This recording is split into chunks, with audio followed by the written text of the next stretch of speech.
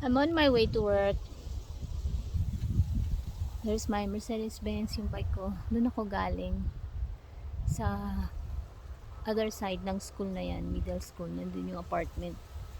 Pwede akong dumaan sa kalsada. Doon ang daan ko. Yung stretch na yan, ng kalsada doon.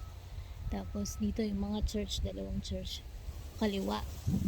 Dahil nag-shortcut ako, dito ako dumaan. Diyan. Para makabawas ako ng distance. Plus, dito kasi sa side na to may mga puno. So pag gabi, may mga bush. Pag gabi, hindi masyadong malamig. Pag gabi na kasi,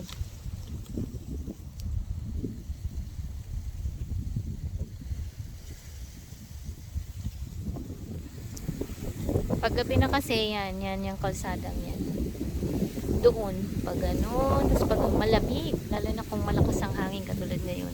Ngayon okay kasi maaraw, pero mamayang gabi, chilly na yung hangin. So, I need to go now.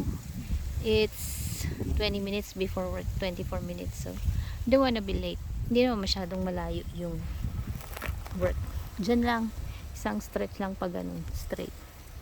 Kasi yun na. So, I hope Lord bless me. Sana less mistakes magawa ko. Tapos, okay din maraming kaya lang sana yung kaya lang kahapon kasi it was insanely busy.